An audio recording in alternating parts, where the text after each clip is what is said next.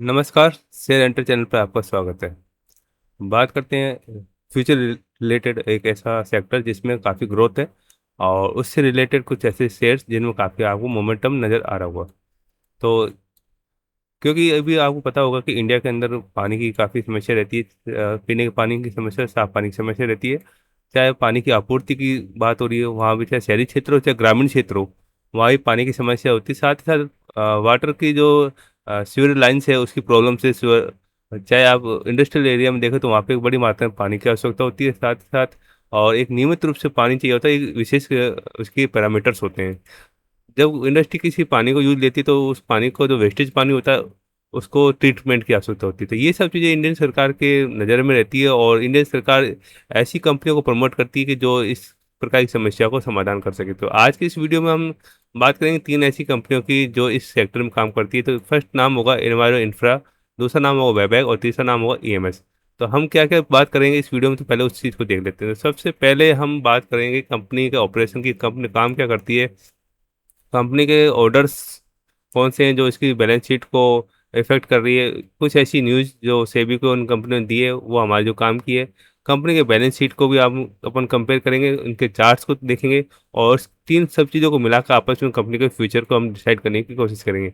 Last में हम इस वीडियो को में देखेंगे कि कंपनी का हम इन्वेस्ट कौन सी कंपनी में सबसे बेस्ट रहेगा, इस सब चीज़ को देखते हैं। तो सबसे पहले हम चलते हैं अपन एनवायरो इंफ्रा इंजीनियर लिमिटेड को।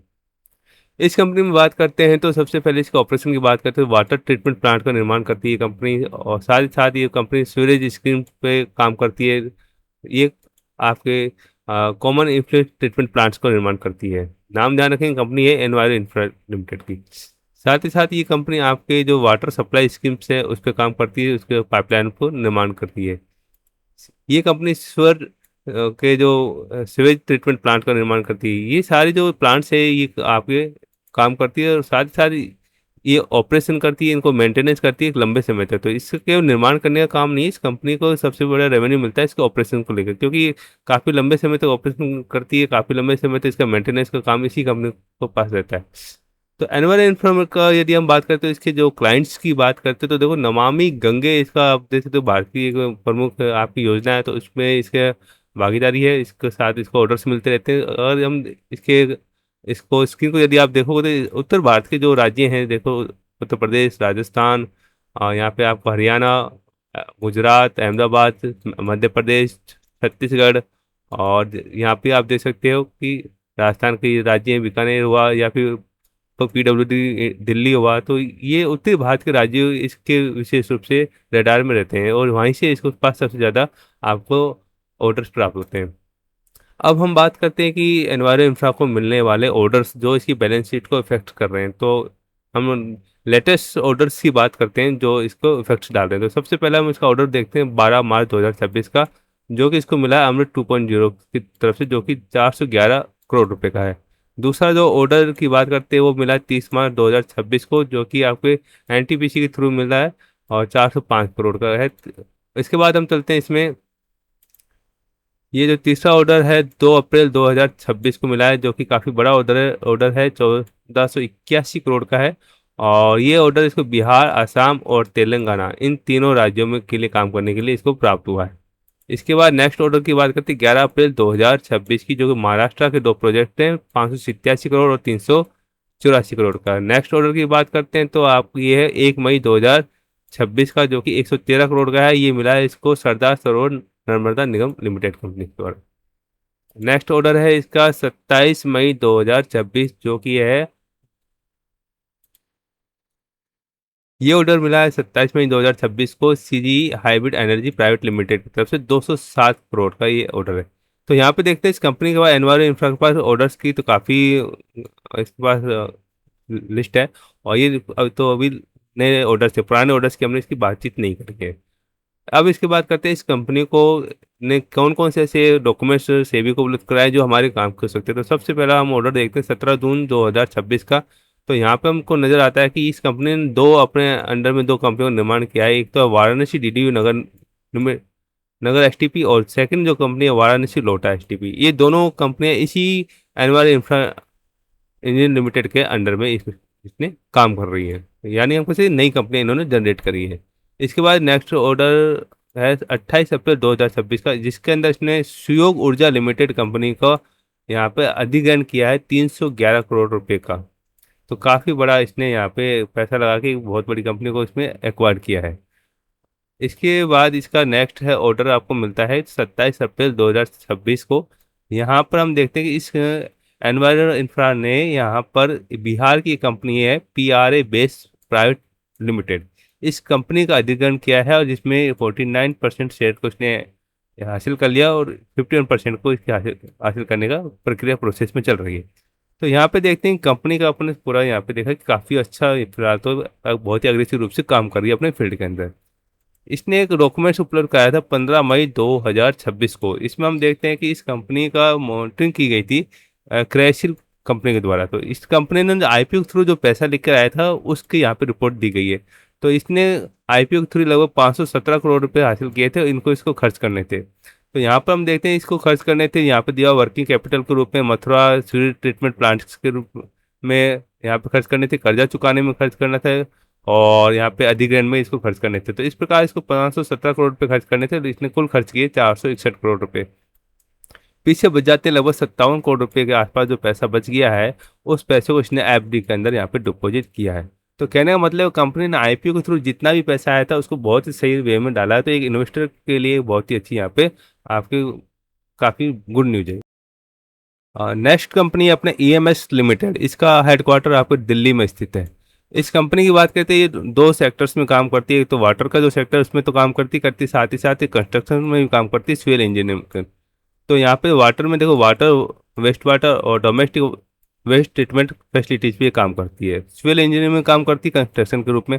तो 30% जो इसका रेवेन्यू है इसके सिविल इंजीनियरिंग से आता है, और यहाँ पे 70% का जो रेवेन्यू वो जनरेट करती है वाटर और सीवरेज प्रोजेक्ट से ये जनरेट करती है। इसकी यदि क्लाइंट्स देखते हैं तो आपको यहाँ पर केवल उत्तर प्रदेश के ज़्यादा क्लाइंट दिखेंगे। अदर राज्यों में इसके कम क्लाइंट्स है, लेकिन उत्तर प्रदेश के ज़्यादा क्लाइंट्स आपको दिखते हैं। और यहाँ पे आप क्लाइंट्स को उसको स्क्रीन को रोक के देख सकते हो।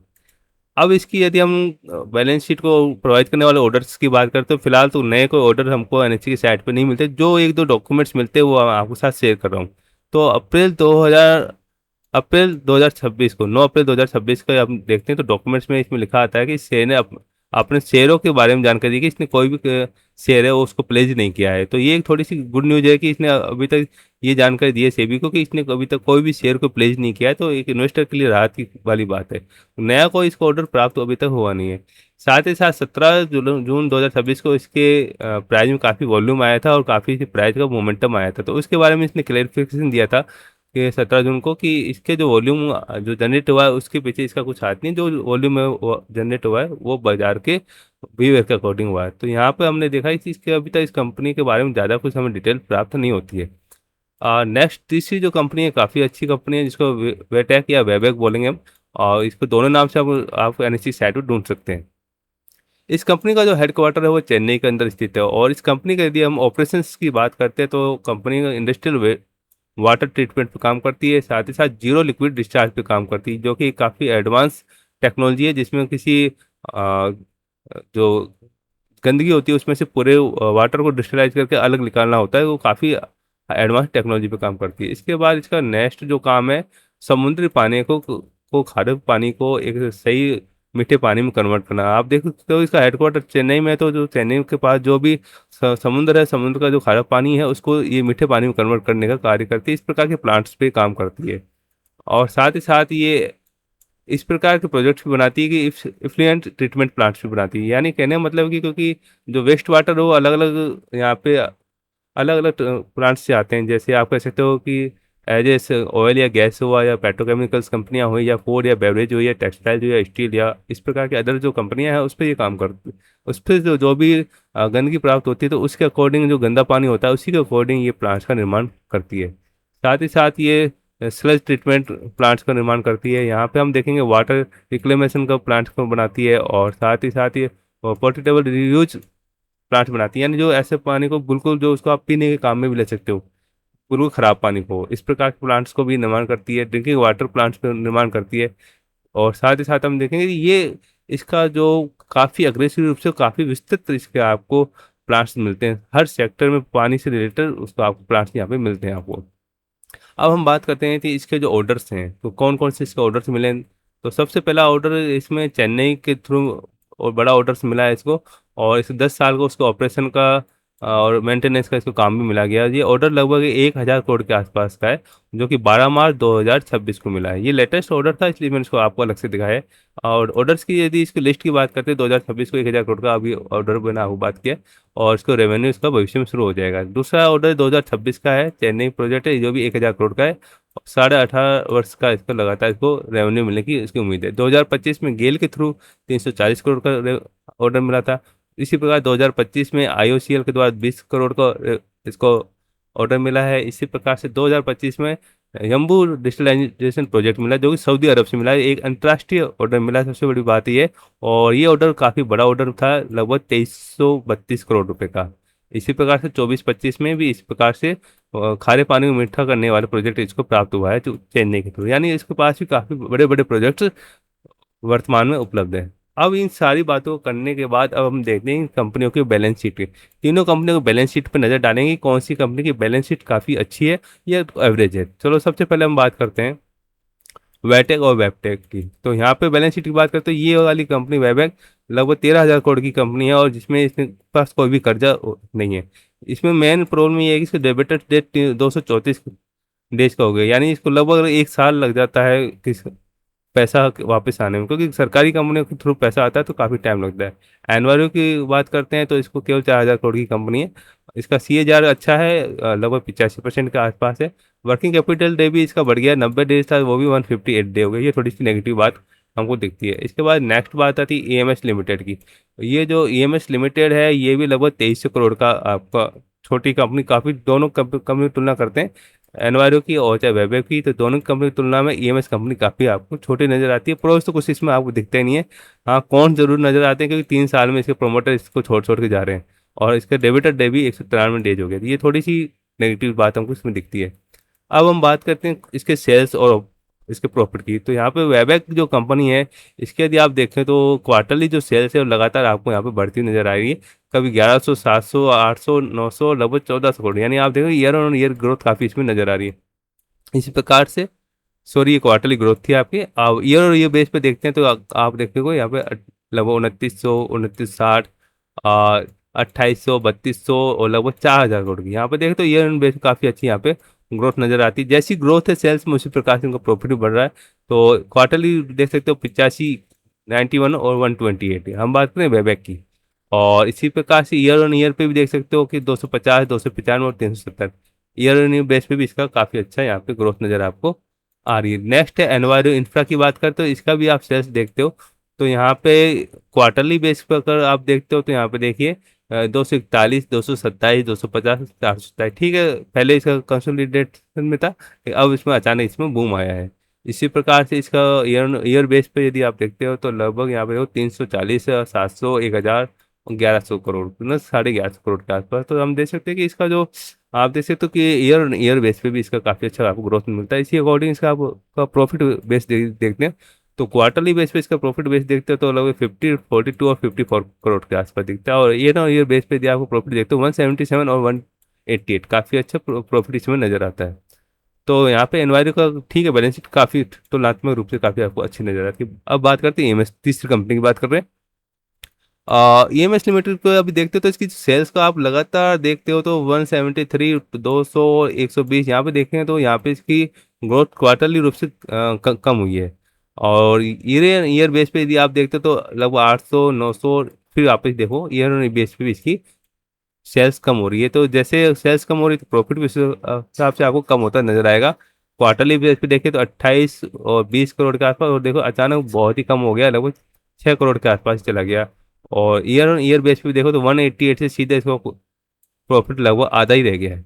तो यहाँ पे EMS तो बिल्कुल इसकी बैलेंस शीट में काफ़ी खराब नज़र आती है। अब हम बात करते हैं इसके प्रमोटर होल्डर्स की बात करते तो वेब ऐप का जो प्रमोटर्स है वो काफ़ी कम दिखते हैं आपको, केवल 20% के आसपास ही दिखते हैं, 19% ही है। DIS में आप देखते हो मोतीलाल ओसवाल म्यूचुअल फंड, आपको स्मॉल कैप फंड बैठा हुआ है इसके पास। एक जरूर इसमें गौर करने वाली है कि इसमें रेखन झुंझुनवाला की होल्डिंग है, वो जो कि जून 2023 से इसके अंदर इसकी होल्डिंग है, और इसमें अपनी होल्डिंग थोड़ी बहुत कम की, कुछ ज़्यादा कम नहीं की है। तो ये एक अच्छी बात है कि इसमें एक बड़ा आपके इन्वेस्टर बैठा हुआ है। और यहाँ पर हम आगे चलते हैं, दूसरी कंपनी एनवायरो इंफ्रा की बात करते हैं। यहाँ पे भी इसके प्रोमोटर जो होल्डिंग है 70% के आसपास है। और इसमें कोई म्यूचुअल फंड से इस प्रकार कोई दिखता नहीं है, डीआईएसपी कोई ज़्यादा है नहीं, एफआईपी कुछ ज़्यादा नहीं है। एमएस की बात करें तो इसमें भी आप देखो ऑपरेटर भी बैठा हुआ है, एफआईडीएस कोई है नहीं और पब्लिक बैठी हुई है। ठीक है, बैलेंस शीट को देखते हुए यदि तुलना करते हैं तीनों कंपनियों की, ठीक है बैलेंस शीट तो लगभग ठीक ठाक है, लेकिन मेरे को यहाँ पे लिखते हैं कुछ जो इन्वेस्टर्स हैं उसमें जैसे रेखा झुंझुनवाला का नाम है, तो वेबैक कंपनी को थोड़ा सा प्रायोरिटी दे सकते हैं।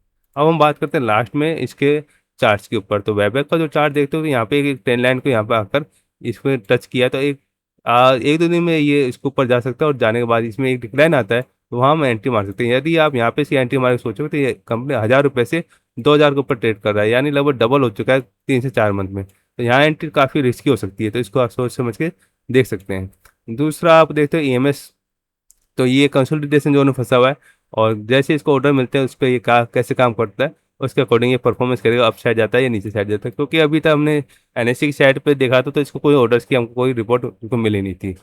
और बात करते हैं एनवायरो की, तो एनवायरो यहाँ पे देखें तो अभी लिस्टेड हुआ था, तो अब ये अपना जो प्राइजेक्शन है वो पहले नेगेटिव था, और नेगेटिव के बाद ये अपना प्राइजेक्शन पॉजिटिव की तरफ जाने की तैयारी हो रहा है, और यहाँ से एक ट्रेंड लाइन का ब्रेकआउट कर रहा है। तो इस प्रकार से हमने इन तीनों कंपनियों को देखा, कि बैलेंस शीट देखी, इनका काम देखा, इनको मिलने वाले ऑर्डर्स देखे, इन सभी को आपस में तुलना करने के बाद हम इनको अब नंबरिंग करते हैं। तो मेरे को सबसे जो नंबरिंग के हिसाब से लगती है, फर्स्ट नंबर पे मैं इसको वेबैक को रखना चाहूँगा, दूसरे नंबर पे एनवायरो को रखना चाहूँगा, और तीसरे नंबर पे मैंने ईएमएस को रखा है। एक्चुअल में ईएमएस को कोई नंबर ही नहीं देना चाहूँगा, क्योंकि ये किसी प्रकार से मुझे इन्वेस्टमेंट्स के हिसाब से ये कंपनी सही नहीं लगी।